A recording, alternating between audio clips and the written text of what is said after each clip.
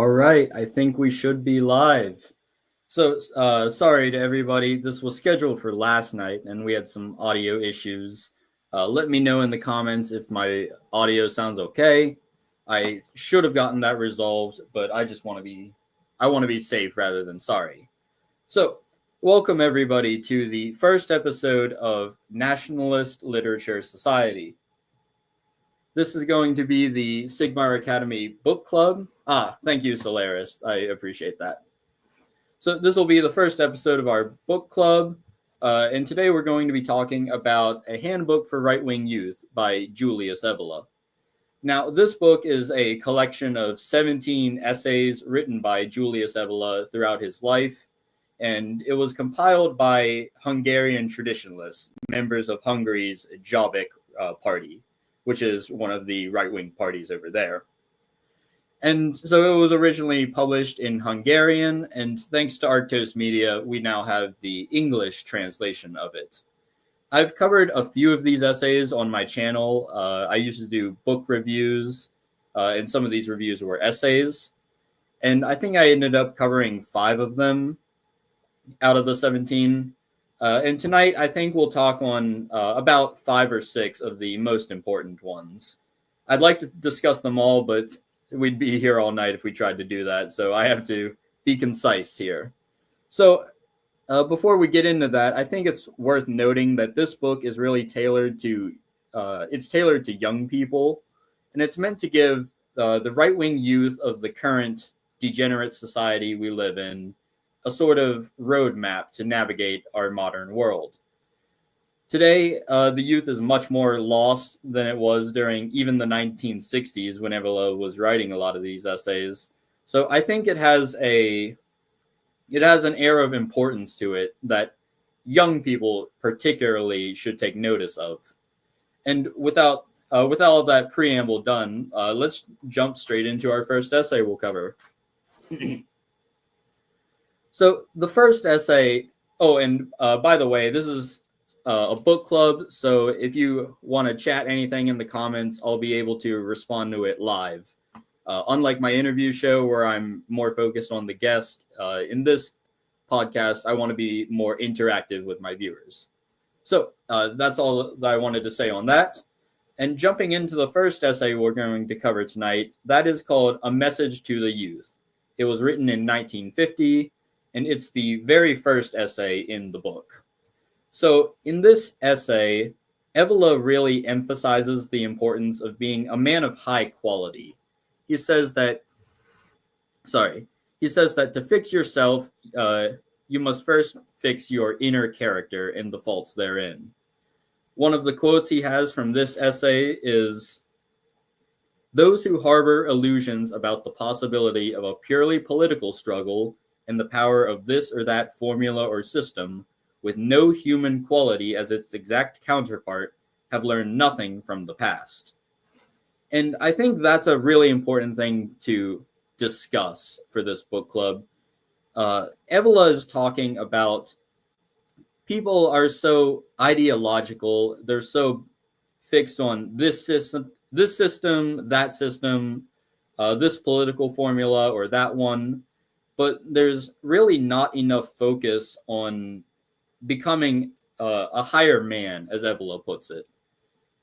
We really can't go anywhere as a movement if we don't embody these higher values, if we're not oriented towards tradition with a capital T, like Evola mentions.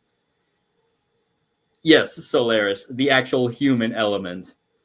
We have to strive to be the Übermensch, as Nietzsche would put it.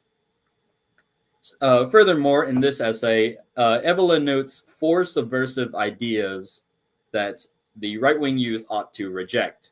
Obviously, he was writing this in 1950, so I'm sure he would have some more things to say if he were writing now. But at the time of writing, the 4 subversive ideas which Evola urges his readers to stay far away from are Darwinism, Marxism, psychoanalysis, and existentialism. So let's examine each of these in turn. I've jotted down some notes here on my piece of paper. Darwinism. To Evola, Darwinism reduces the unique dignity of the human person. Evola argues that we are not like other species. Man is something higher and is able to access the transcendent. So, in the Darwinistic worldview, what Evola really has a problem with is how humanity is just another species of animal. There's nothing that really sets us apart from the rest of the animal kingdom. It obviously has nothing to say about spiritual matters or our connection to the divine. And I think this really gets into the question of the human soul. Are human souls really equal to animal souls? And why are human souls capable of things that other species, really all of the other species, are not? And Evola believes that, well, like most people, he thought that humans are made in the image of the divine. We are meant to be sort of the higher man. We are meant to strive for greatness, and we are meant to build great civilizations. The other animals, obviously, we treat them well. We should treat them well. We shouldn't go around abusing them, but they're not equal to the value of a human life. And furthermore, Darwinism is also, I think I already said this, it's very materialistic. It lacks any sort of notion of the transcendent, which, as you all know, is core to Evola's worldview. And on that note, we'll move on to the next thing he urges readers to reject, which is Marxism. So to Evola, Marxism is egalitarianism, which is to say it's focused on equality. And this is wrong because humans are not equal. We never have been, never will be. And Marxism also levels everything down to the lowest common denominator. It is the ideology of the mass man. It is opposed to hierarchy. It is opposed to excellence. We see this in leftists who say, eat the rich. Really, they're just resentful because they know they're not the higher man. They don't embody excellence, and they want to pull everyone down to their level, and because they know they are incapable of rising to a higher position. Furthermore, he also says that economics is not and never has been the key driver of human history, and that the woes of modernity are not material or economic in nature, but instead our current age's woes are spiritual in nature. So this is another important thing we should mention, is that within Marxist ideology, everything really comes down to economics. You may have heard of the labor theory of value, which is something Karl Marx wrote about. This theory is wrong. Evola would strongly reject it. And he strongly rejects viewing history through the lens of economics because just like with Darwinism, this ignores the spiritual factor of humanity. This ignores how humanity is meant to rise above and become something higher. So instead of economics being the prime driver of humanity, pure brute materialism. Yes, Solaris, thank you. So instead of economics being the driver of history, Evola sees it as a more spiritual battle. Obviously, we're in the Kali Yuga now. There is a cycle to these things. We are always in a series of, I can't speak tonight. We are always in a declining position, but it's cyclical. There will come a golden age again, and the higher men will be the ones who bring this about. You may have heard the saying, strong men create good times create weak men create hard times, and hard times create strong men.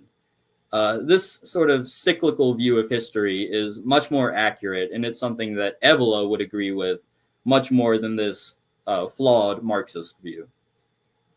So moving on to the third thing which Evola talks about, this is psychoanalysis. And according to Evola, psychoanalysis degrades the role of autonomous choice within individuals. So we should reject the idea that our behaviors are determined by subconscious sexual desires, and we should subordinate our own desires to a higher meaning and to a life of action. So I'll just talk about my own thoughts here. Psychoanalysis comes from Sigmund Freud, who is a deeply subversive Jew, as we all know. Freud believed that everything was about sex. At all times, humans have subconscious desires which are sexual in nature. And I think he's projecting his own degenerate ideas onto the rest of humanity, frankly, because I don't think everyone is just obsessed with sex unconsciously or consciously, like Freud may have been. And I think Freud cannot conceptualize a higher man who is not a slave to his own sexual desires. I think this is what Evola wanted. Evola wanted people to subordinate their own. Evola agreed we have strong desires within us, but he wanted us to subordinate these to a higher cause. That could be religion. That could be a sort of Nietzschean philosophy, but we don't subordinate them just to hedonism and to, as Freud, degenerate sexual ideas like Freud thinks we should. So that's enough said on psychoanalysis. And the fourth thing Evola wraps up this essay with is he talks about existentialism. So existentialism leads people into, according to Evola, it leads people to wallow in self-sadism and emptiness. The higher man derives purpose from a life in service to higher meaning or tradition. And existentialism is really just a roadway to nihilism. So I think Evola will talk about existentialism more in the next essay we'll cover in just a few minutes. But to wrap up on this topic, I do think there is something there that existentialism is kind of masochistic. You're robbing yourself of purpose because you're so nihilistic. You can't see the divine. You can't see any higher reason to live. And it really just causes psychological and spiritual crises for individuals who adopt it. Solaris says, I forget who said it, but someone criticized Freud with, Freud brought man to the level of a pig and therefore made man a sad pig. Always stuck with me. Yes, that's actually a very funny quote. Thank you for sharing that. I agree wholeheartedly. So that's the first essay in a nutshell that Evola mentioned or writes in this book. Again, it's called A Message to the Youth. And I think the Hungarian traditionalists who assembled this book were very wise to make this the first essay out of all 17. So with that, we'll move on to the second essay in the book, which I think is probably the most important one for people to read. And this essay is called Orientation's 11 Points. It was written in 1950, and it prescribes 11 points which Evola believes should always be in the mind of right-wing individuals as we try to navigate the post-war era.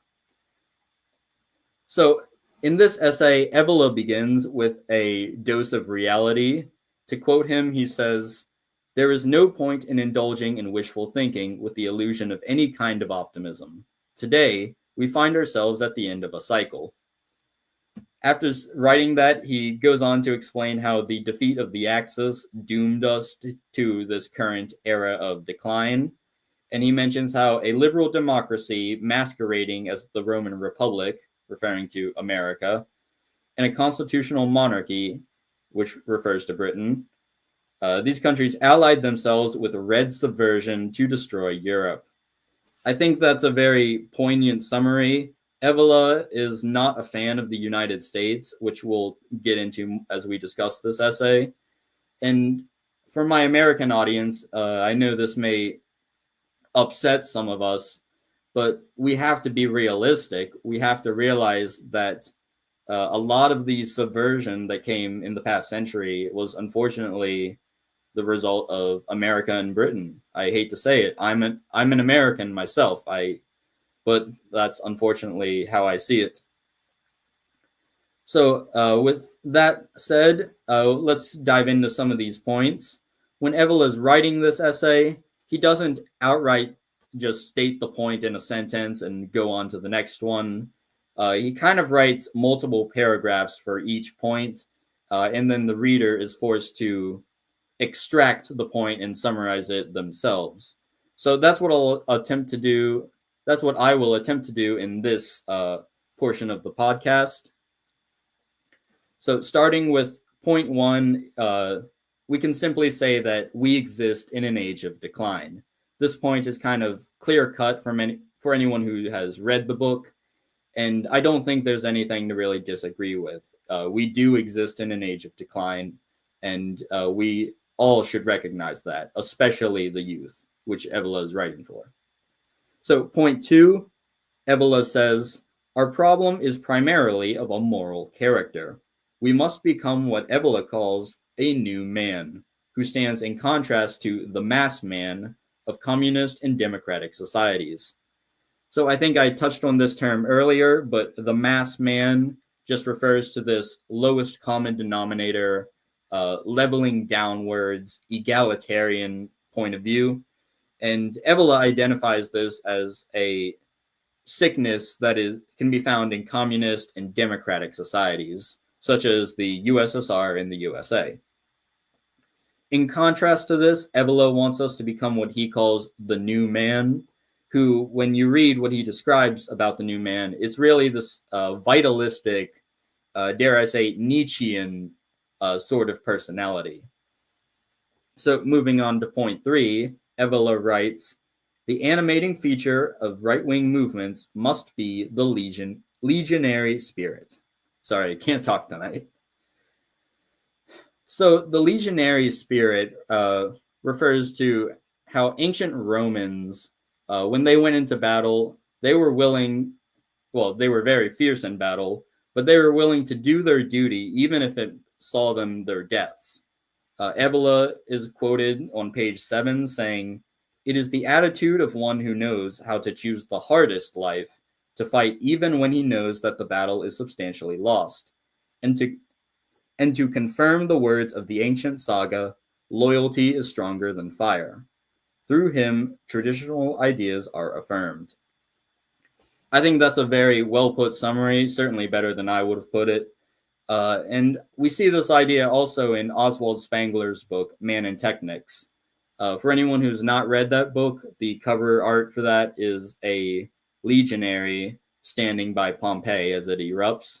And the legionary knows that he's going to die by the volcano, but he's still standing there, willing to die because he's doing his duty to the Roman state. And that's the sort of attitude we need to have. We need to have that loyalty to a higher cause, just like that Roman legionnaire did on the steps of Pompeii.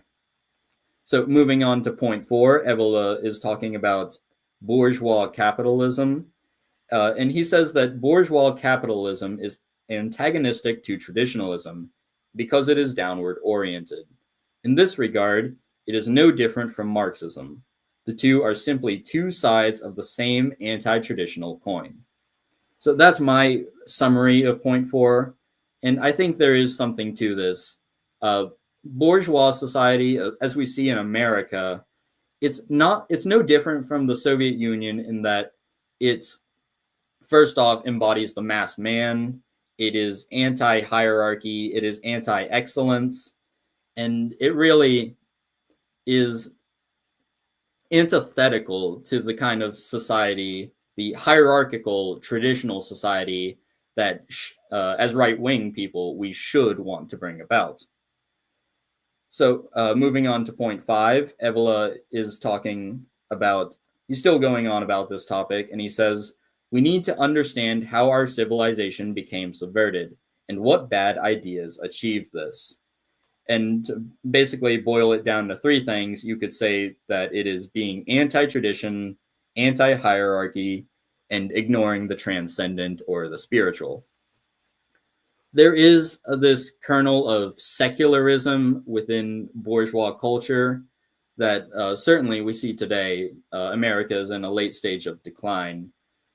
And I think this really just robs us of the connection with the divine. We aren't able to embody our true heroic spirit that is imbued in us as humans when if we outright reject the divine like an atheist does, or if we subordinate it behind several other values or ideologies. Really, we have to be centered around that divine. Evola does not advocate for a particular religion.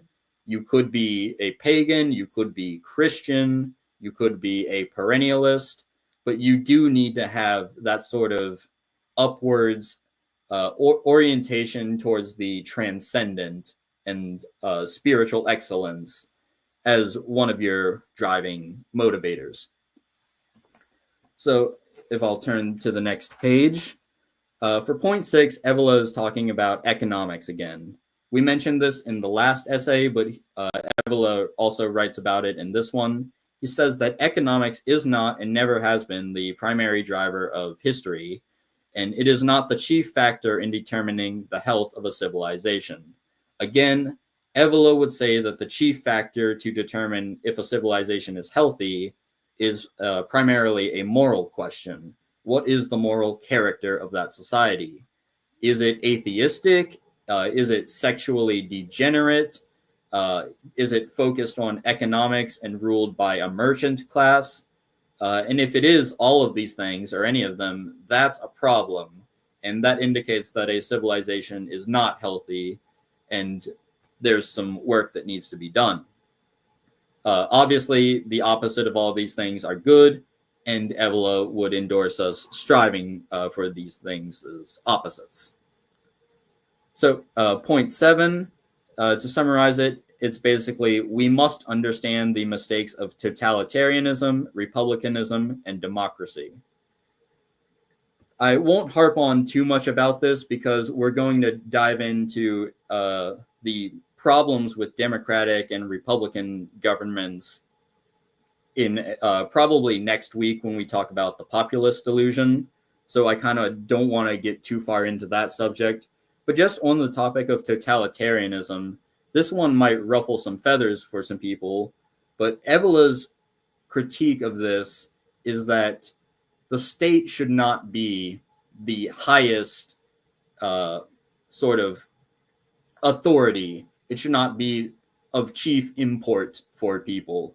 The state should not control all because the state is fundamentally disconnected from the divine. Some people would very much disagree with this, but Evola views a totalitarian state as a roadway to the mass man and as a way to, and he believes that it'll eventually distract people from tradition, distract people from higher spiritual values, and he favors a divine monarchy, a sort of divine king to rule. He does not think that a state can do that. He thinks it has to be embodied by a sort of heroic individual in the form of the king. Cadaver's notebook says, is Evola in general hard to read with his way of words, or is it just a skill issue and I need to read more? No, Cadaver, Evola he has a sort of reputation for being difficult to read, but it just comes with practice. When I first started reading Evola, I didn't understand what he was saying, but on my second and third read-throughs of his books, then I really started to understand what he was talking about. And for those of you who don't reread books, I highly recommend doing that, especially with someone like Evola, because oftentimes the most insightful things you'll glean from a book happen on these second and third read-throughs. You can also take notes in the margins. I highly recommend that. I do that with all of my books, just as long as you're not borrowing someone else's. You only do it for your own. But I think that's a worthwhile habit to get into, especially for a guy like Evola or a guy like Guido von List. I think that'll really help people understand Evola more. So the next topic is Evola's warning against petty nationalism. This is point 8. Evola does not use the term petty nationalism, but that's basically what he's talking about in modern right-wing parlance. He doesn't like the idea of someone being a nationalist and ignoring several other things that they should definitely keep considered. He doesn't think that nationalism is particularly traditional. I would strongly disagree with that, and I think point 8 is probably Evola's weakest point in this essay, but that is his argument. I'm against petty nationalism, but I'm not against nationalism. Evola, he has a slightly more complicated view, but I'll leave that up to each person to decide. Saxon Ranger 94 says, I've never read Evola. Nietzsche is like that, though. I find myself reading some passages 3 or 4 times in a row to fully grasp it. Yes, and he also says, and you can think on some of his passages for days, working new insights out of them. Both good points, Saxon Ranger. Nietzsche is another author who is very difficult to read because he doesn't just outright say what he thinks. I think he's reported saying that he wants his readers to interpret and extrapolate the meaning from his aphorisms. And for that reason, he doesn't outright say what he's trying to teach, but that makes it for a very difficult read. And that's all the more reason to reread books and to annotate in the margins. So returning back to Evola, point 10 is that the right must be anti-bourgeois. We already talked about this. He just kind of re-elaborates this in point 10. And then point 11, he says, our movement must be religious. We must reject secularism and atheism. However, Evola does not advocate for a particular religion. So I touched on this a bit earlier, but I will reiterate it because it's important. Atheism is a route to nihilism. It will detach you, it will sever you from the transcendent, and it's also just plain wrong. There is a higher reality in existence. We are not all just atoms moving about that somehow came out of nothing, as an atheist seems to think. And I want to just harp on this so much because when I was younger, I used to be an atheist. I understand all of their arguments, and I look back on my atheist period with shame. It was a very cringe period, and I just have no patience for atheists. It's such a flawed worldview. You can't achieve higher heroic things without some sort of divine spark and acknowledgement of the transcendent. Solaris says same. I think a lot of us went through that atheist phase. It's really cringe, but I guess it was necessary because now I know the arguments I know the arguments for atheism rather, and I reject them now because I've had actual experience with the transcendent. I think everyone just has to do that, or at least some people have to do that. Also, in this point, like I said, Evola does not advocate for a particular religion. He's not saying that we all have to become Catholic or we all have to become Roman pagans. Spirituality is more, you have to follow the path that is calling to you. That could be a left-hand path, like Evola seems to follow, or it could be a right-hand path, which is more of a organized religion like Catholicism or something of that manner. But that's really up to the individual to decide based on just what they are drawn to. As long as you're oriented above, towards the divine, towards higher values, you're not a degenerate and you're not an atheist. It shouldn't be a problem which religion you ultimately choose.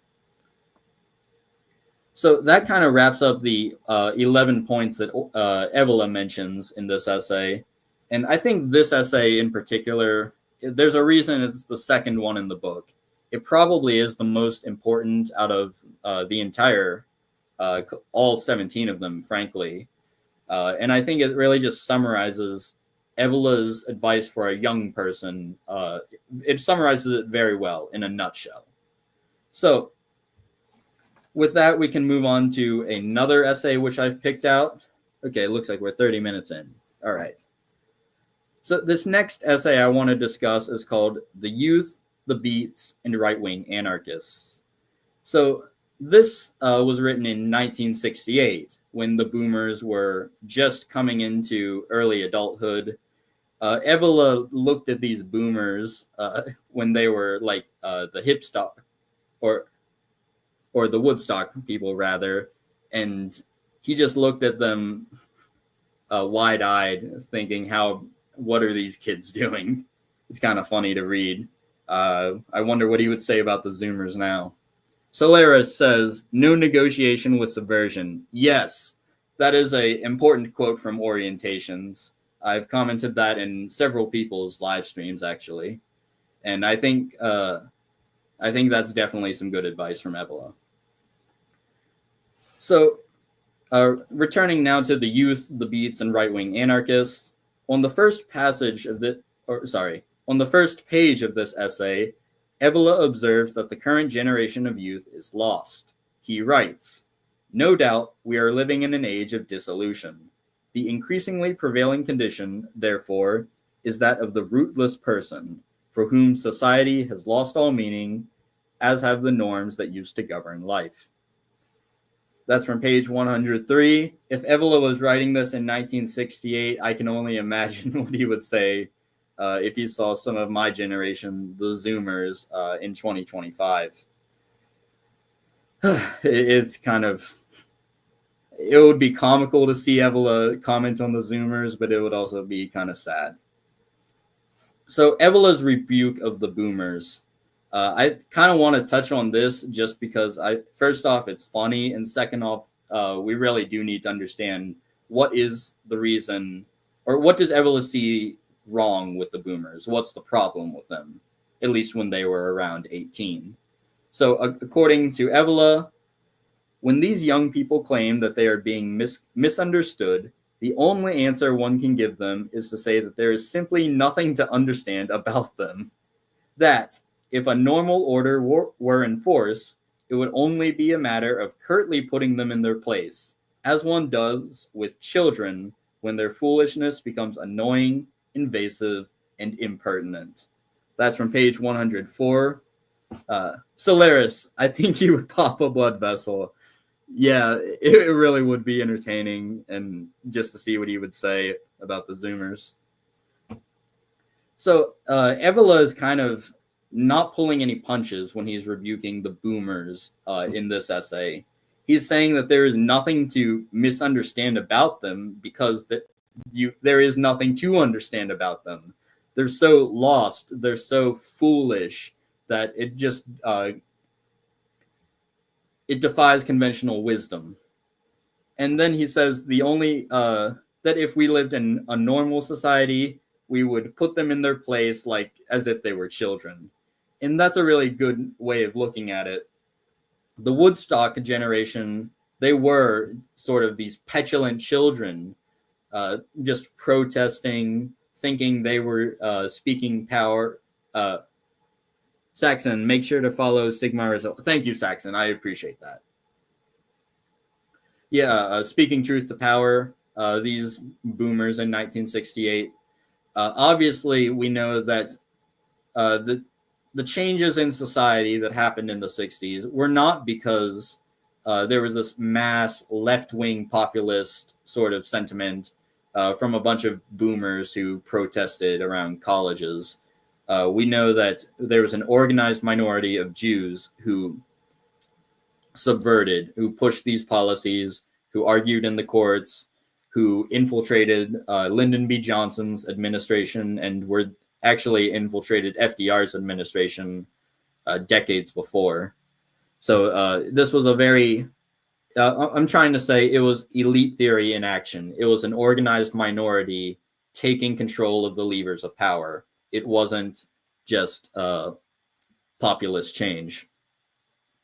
Joaquin Banderas says, my library is full of Evola and Nietzsche. Very good, Joaquin. Good people to read.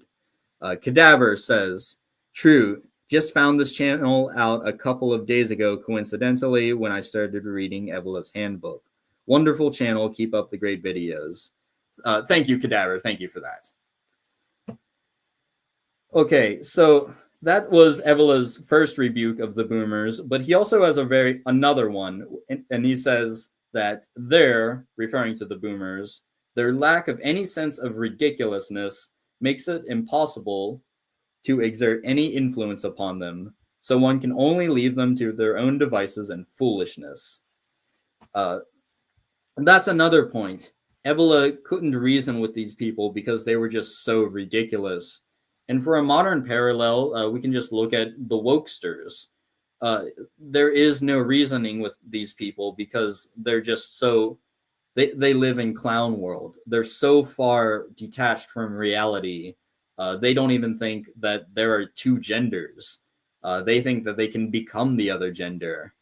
And there's no reasoning with these people. So we can really emphasize with Evola's frustration with the boomers in 1968, because they were acting like this. They weren't acting as absurd as the wokesters of the current age do, but we certainly can see where Evola is coming from.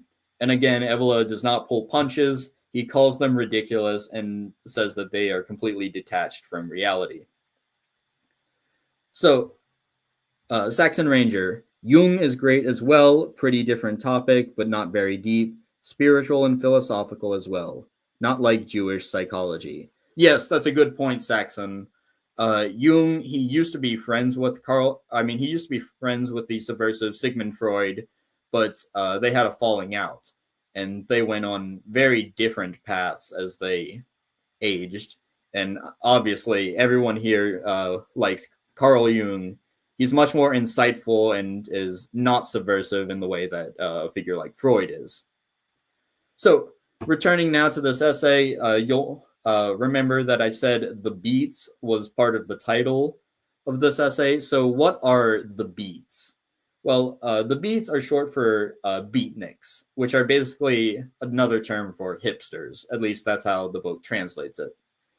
Evola is talking about them, and he observes how they are anarchistic and display an antisocial existentialism. So I think a good comparison for anyone who may not understand what Evola is talking about would be Redditors. Just imagine Redditors and how nihilistic they are. And you can even think of a show like Rick and Morty, a very subversive show that just, it's nihilism. It's absurd humor. It's jokes for the lowest people. And it's just so awful. It has no edifying content within it whatsoever. And Redditors think that they watch it and that makes them a high IQ intellectual because they watch Rick and Morty. It's hipsters. We all know the people Evola is talking about. I think Redditors are just the modern day equivalent of the beatniks. And so Evola has some very harsh words for the beatniks. He writes, if I can find the quote here. All right, I'm sorry, I lost the quote, but I think we get the idea of what's wrong with the beatniks. So once Evola outlines what a beatnik is, why they are so nihilistic and absurd and just cringe, he goes on to disparage right-wing anarchists in this essay as well. He believes that right-wing anarchists of the 1960s, when he was writing this, they were the counterpart of the beatnik.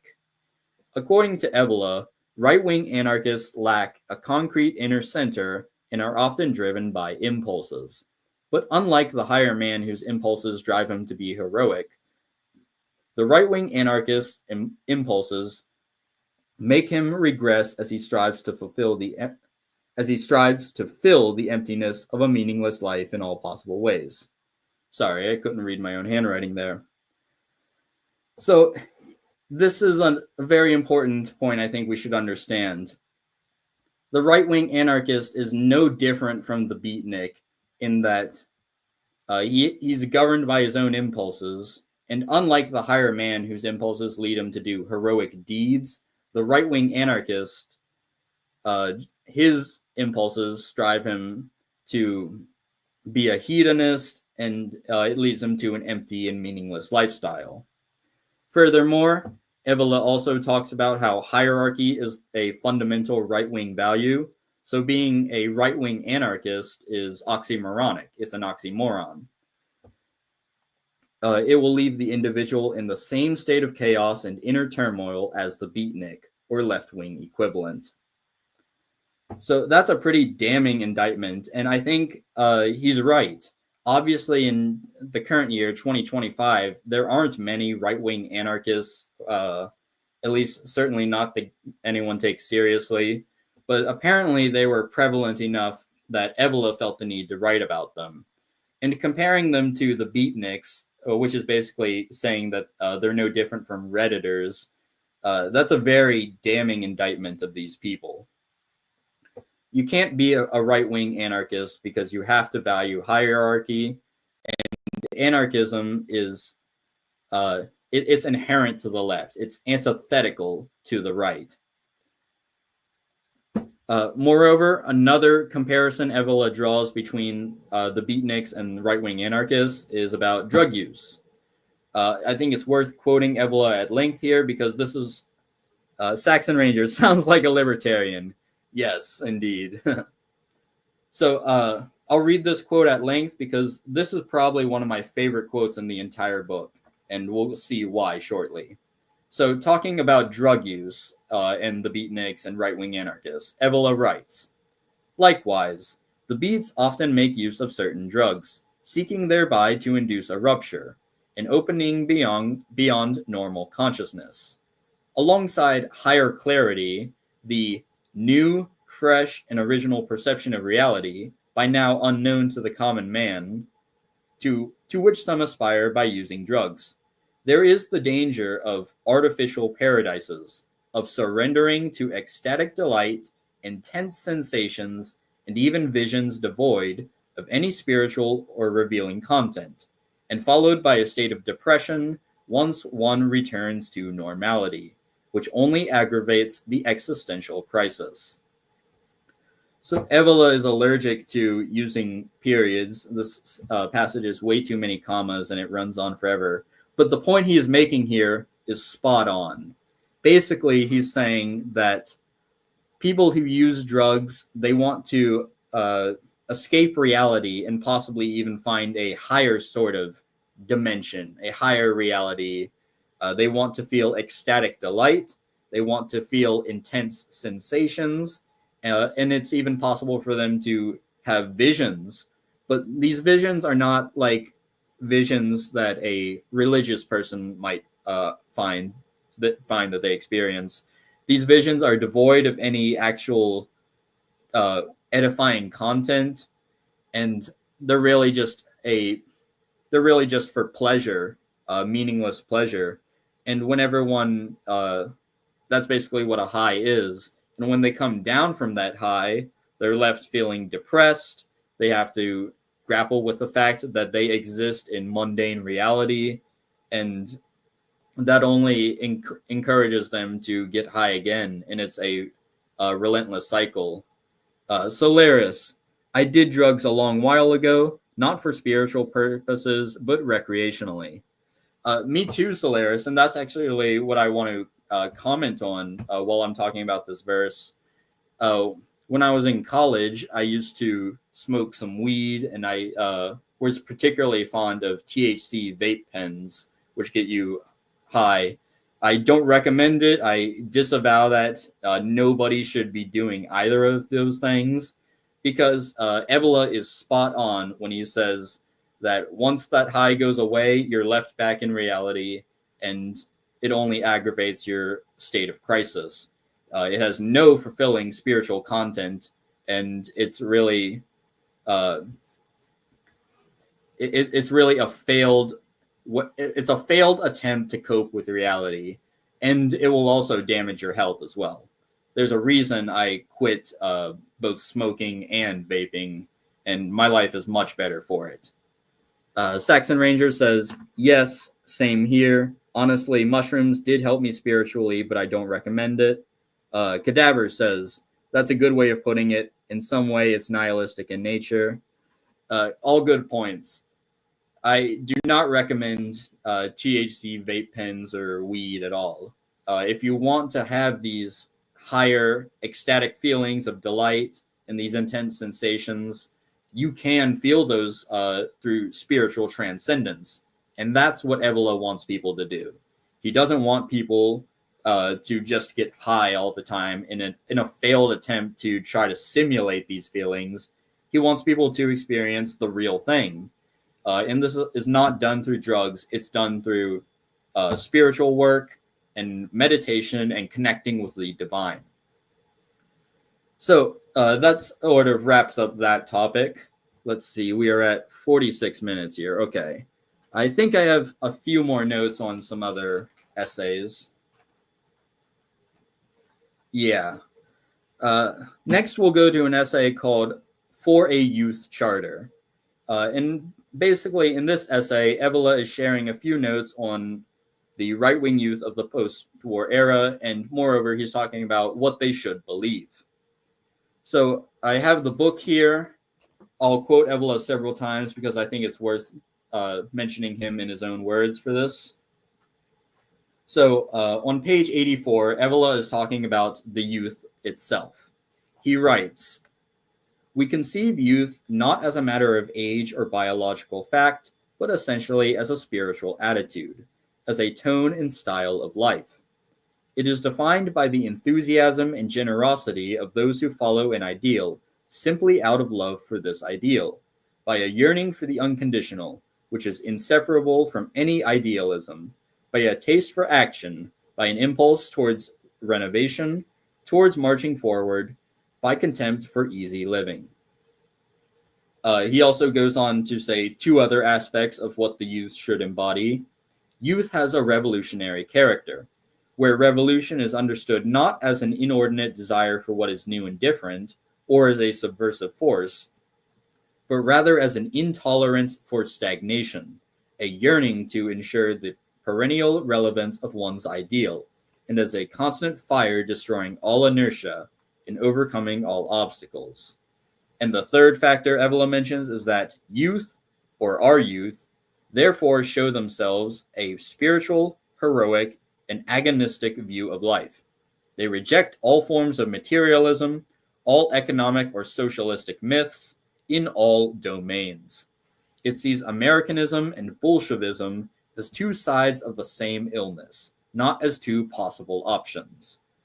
To both, it thus opposes the right and value of a dominating personality, beyond the world of matter and quantity, of mercantilism and collectivism. So a bit long-winded, but all three of these factors are what Evola believes that right-wing youth should embody. True right-wing youth, not this conservative normie con which fails to conserve anything.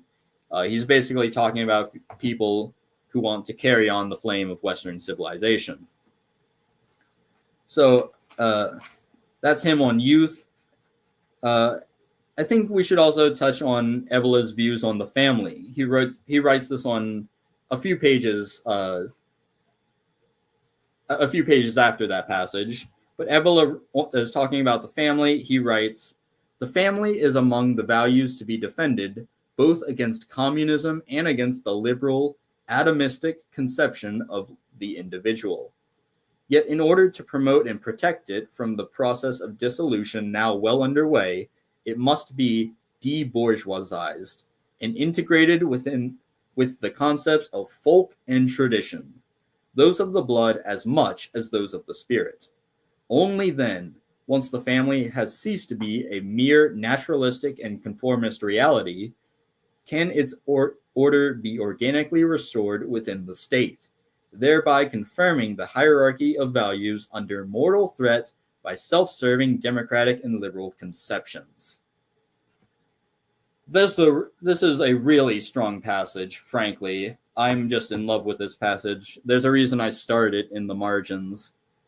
I think too often families, at least in my country of America, they're so caught up with materialism. They're so caught up with trying to have the newest thing and appear socially acceptable and all these other hallmarks of bourgeois capitalist society. And Evola really sees this as anti-traditional and therefore anti-right wing. It's it's antithetical to the ideal of what a family should be, because a family should be centered upon the blood. It should be centered upon one's folk and maintaining a connection to one's ancestors. We do this, of course, through religion. In America, far too few families are religious. Far too many families, like they don't go to church or they're any other equivalent of that. They don't pray before meals. They don't even eat their meals together. A lot of them are even divorced. And all of this, according to Evola, it's just a consequence of bourgeois culture. Uh, Unlike the Soviet Union, which encouraged like kids to tell on their parents to the Soviet police, bourgeois culture destroys the family in a different way. American bourgeois culture destroys the family in a different way. It undermines the pillars of society, such as religion, such as connection to the folk or your race, and it replaces them with this materialism, this just all-encompassing mass man attitude, and that really just causes a family to self-destruct. A family that does not see itself in a line of succession going back to antiquity, it's doomed to fail. You have to have that that view that you are a part of history. You are not an atomized individual, and you frankly owe something to your family. You have a duty to your family to be better and to maintain the health of the family and the family's and secure the family's existence through its posterity. So that's a very strong passage on the family from Evola. Let's see. Yes. Okay. I had a few other essays I could get into, but I think that would push us well over the timeline or the end time I wanted to get out for this podcast. I do want to summarize this book before we go. So, why should anyone read a handbook for right-wing youth? I think it's especially pertinent, frankly, whether you're a youth or not, because Evola is outlining what people who are truly right-wing should believe. He's outlining ideas that are antithetical and subversive, such as Darwinism, Marxism, existentialism, and all of these things. And he's explaining why, from a traditionalist perspective, that these things cannot coexist with right-wing thought. There cannot be any right-wing anarchists, for example, like we talked about. And he's talking about, well, how bourgeois capitalism is not truly right-wing, like these normicons say it is. It has no instinct to preserve these deeper things, such as a family lineage or a connection to the divine. It's living in this secular, materialistic, just degenerate culture. And in fact, it's enabling it. It doesn't offer a route to resisting this.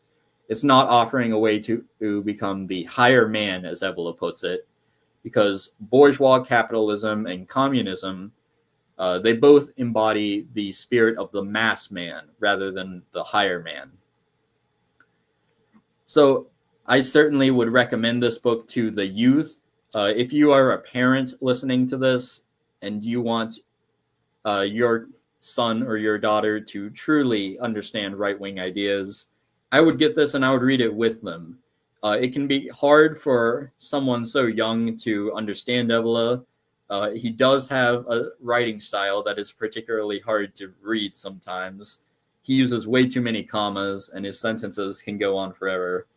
But the ideas he's espousing are correct, and I think they are very important for anyone to on the right to understand. Saxon Ranger says, that behavior and belittling of the family is normalized, reinforced, and encouraged in modern media everywhere you look. It's despicable that we've allowed it. Yes, right on target, Saxon. Just think of the TV shows we watch or the movies we watch. It's encouraging kids to be individuals and go their own way, find their own path, and all this gay cringe shit. It's not encouraging women to be mothers and for sons to be strong men and providers. It's saying it's okay to be weak. It's okay to be gay.